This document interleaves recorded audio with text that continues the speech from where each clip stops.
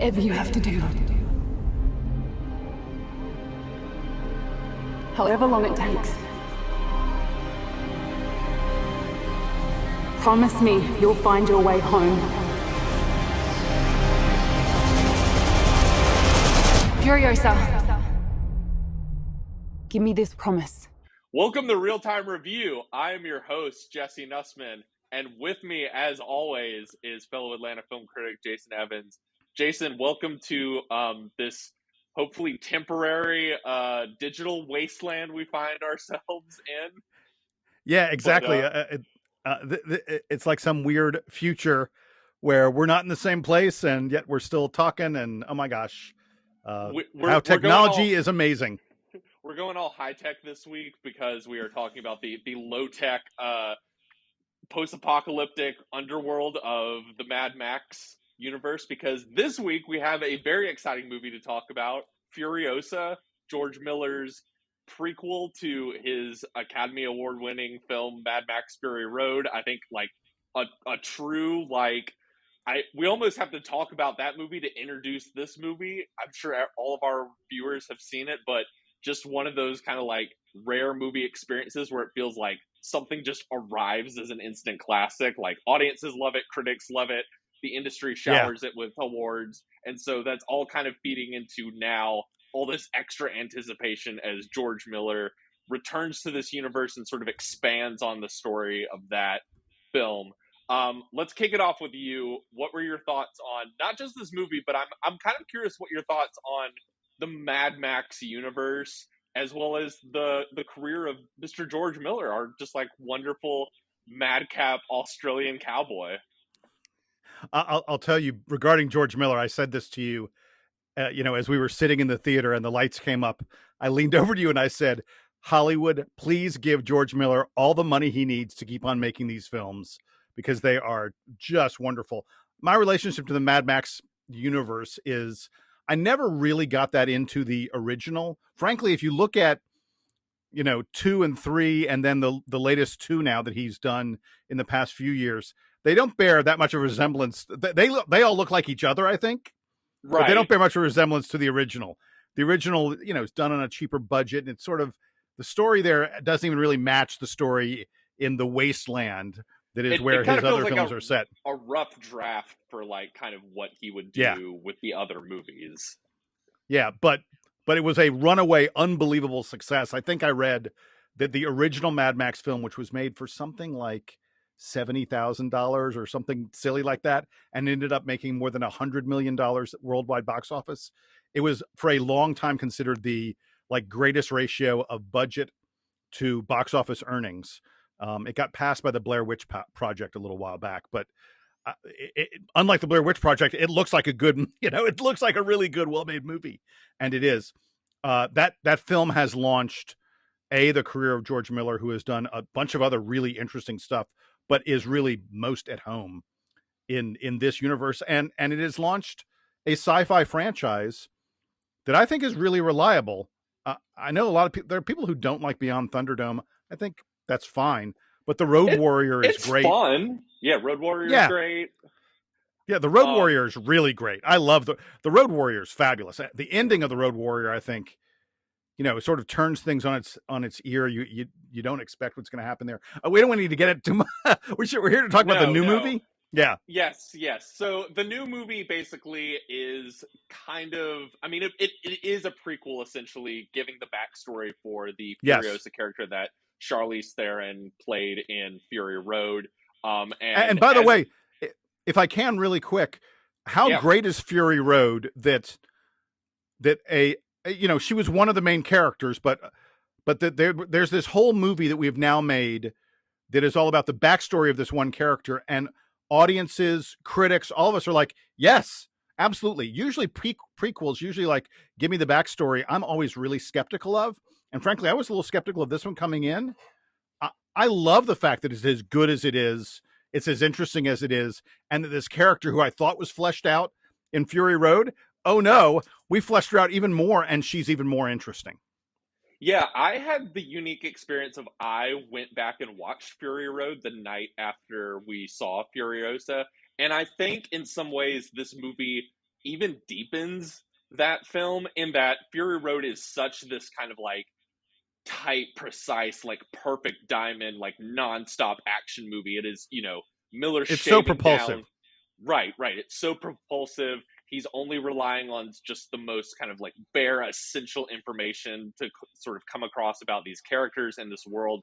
And this feels like a fun chance for him to sort of expand that even more and sort of recontextualize it as this sort of like massive saga spanning decades of this woman who's like ripped from her homeland as a Yeah. child and has these continuous attempts to try and get back home. And even I think you could watch it as a double feature with Fury Road, and Fury Road then becomes this kind of like powerful other act to add on to the movie of her finding her own kind of makeshift family after she's been ripped from her family. And I don't know, I just sort of we can obviously talk about like this movie is sort of incredible just on a like propulsive summer action filmmaking level, but I was also just sort of surprised, being as skeptical as you are, I think, of like, I don't know, do we really need this? And worrying that we were just going to get kind of like, I don't know, here's the War Boys, here's the cars, all the stuff we've seen before. And by the end, it felt like a real organic part of sort of the same story he was telling with that first movie. But really, this sort of feeling like, here's all the added supplementary materials, and I'm not trying to top myself like last time. There's no way I can possibly top myself, but I just want to, share more of this larger story that I kind of envisioned the first time around. Well, and everyone should really understand that supposedly, and I believe this to be true, George Miller had written sort of both these movies as one. And that when he was talking to producers about it, they sort of said, let's lop off the beginning. Let's lop off this whole prequel story. And we'll still keep it, the actors and everyone associated will understand what's going on with it, but we're not going to tell that. We'll just tell it as part of Fury Road. And that when after Fury Road was this unbelievable success, won 6 Academy Awards, like you said, critics, audiences, everyone loved it. They came back to him and said, hey, George, let's make something else. And he goes, well, I've already got Right. Furiosa story. But because of that, these really mesh together really nicely. I feel like you talked about, doing it as a double feature. I feel like they easily work together in that way, in a way that lots of time with prequels, you're like, oh wait, they're rewriting what's going on with these characters, or this doesn't make sense based on what we know about them later. Not that way at all in this film. And I didn't think I was going to come here and talk about the story, because frankly, the Mad Max, they're not really about the story, but this is a story that I think adds a lot of richness to that universe, and especially to a character that is a really interesting character. So I'm curious what you thought about Anya Taylor-Joy, who has, you and I both really like her as an actress. I think she's got the most expressive eyes in all of Hollywood, but has incredible, a difficult task of having to step into the shoes of, is it now Charlize Theron's most iconic role that she's ever had? And how did you feel about, her, this new kind of very, talented actress stepping into what's kind of become a very iconic role of someone else? There's a younger actress that plays the young Furiosa and does a really nice job with it. And I think getting to know the character at that early age informs a lot of how we feel about her later on. But when Anya Taylor-Joy comes on, first of all, the other thing is Anya Taylor-Joy has, I think I read she has like 30 lines or 50 lines. She does not have a lot of dialogue. And you talked about her eyes, her face. She projects herself really beautifully with just a glance or a glare in many cases. I think she does a really, really nice job with this. I have no trouble at all with her playing essentially Charlize Theron at a younger age. They don't have to look they don't look so different that you're put off by it, but it's a different actress putting a different stage of the character's life on display. It worked for me very, very well. I never once was bothered by any of it, and I think she turns in a really nice performance. I also think Chris Hemsworth, who's just hamming it up, he's just having a good time. Yeah, he's just like his big Santa Claus beard, his like actual like twirling mustache and this He's like so over weird the top. little this Yeah. weird little prosthetic nose he has. I don't. This is like the most I've enjoyed him in something in a very long time. That's not to say he's like been bad and stuff recently, but this I even like totally forgot I was watching him on screen. He just Yeah. sort of fully becomes this very goofy, over the top villain character that yet still feels menacing at the same time. That's a very kind of hard, I think, line to toe of like being a very fun, hilarious villain, but also like there is something like really intimidating about him, and you do feel a real sense of danger whenever he's on screen. Yeah, and by the way, great name, Dementus. I mean, that sums him up. He is crazy and wild. He leads an insane band of essentially like the world's largest biker gang. Right. Look, everyone to me, everyone involved in this film is near the top of their game.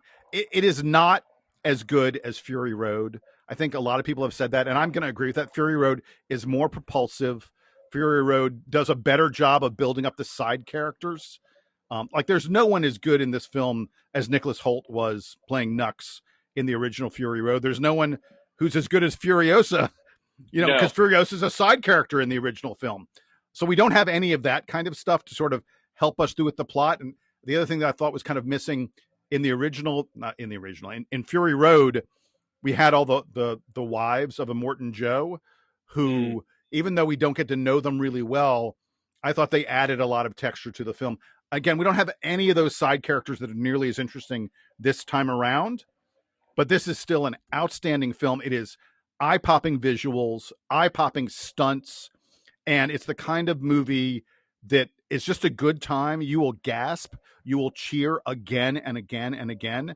And to me, that's why we go to the movies, and that's why we go see something on a big screen the way people should go see this on an IMAX screen or something like that. Yeah, I just think Miller is in that kind of top tier with people like James Cameron, like Steven Spielberg. I'm just like one of our great, just sort of visualizers of action. Christopher Nolan.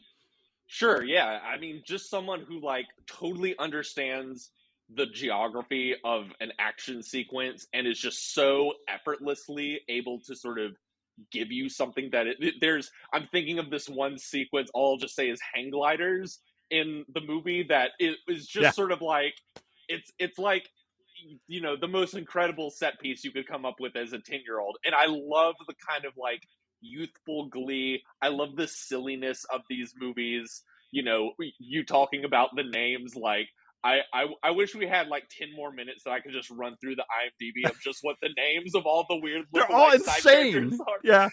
Yeah. And there's just I just had a blast at watching how visually eye-popping this movie is. I think appreciating that it didn't feel like I said, that Miller was trying to sort of top himself or live up to Fury Road, and instead doing something that is, as a story, is very different. It is told in these kind of like 5 chapters, and as we said, sort of spans a longer period of time, but yet has so much of that kind of fun and passion and energy that makes the Mad Max movies like one of the best blockbuster franchises we have.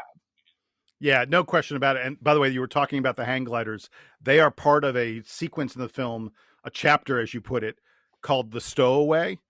That, I mean, like literally every second of it, I could feel my heart beating. It is just great filmmaking. It's the whole sequence, the whole stunt that happens there. I think was like one of the most extensive, longest shot stunt sequences in history. Look, we're sitting here, you and I, telling people to go out and spend, I don't know, what does an IMAX ticket cost these days? $20+, something like that? Easily. Yeah. So I feel like if I'm going to do that, I need to tell people you're getting your money's worth. When you see that sequence, when you see some of the other visuals that this film produces, you are getting your money's worth. And that's not something we say very often here or, in terms of what Hollywood is producing. This is a film that is worth seeing as big, as bold, as loud as you possibly can, because it is great, great filmmaking and a ton of fun. I couldn't agree more. Jason, thank you as always for joining us. In the coming weeks, we will tackle more of the summer blockbuster season. What do we got coming up in June? We got, is the Inside Out crew, they're coming back. We got the Bike Yeah, Riders. exactly. Speaking of Yeah. of wheels and scumbags driving those wheels around town. Tom Hardy. Yeah, another a Mad Max alumni. So we'll have plenty more to kind of dissect as we get through this wild, unusual summer movie season. But until that time comes, go see Mad Max, and we'll see you there. We'll see you at the movies.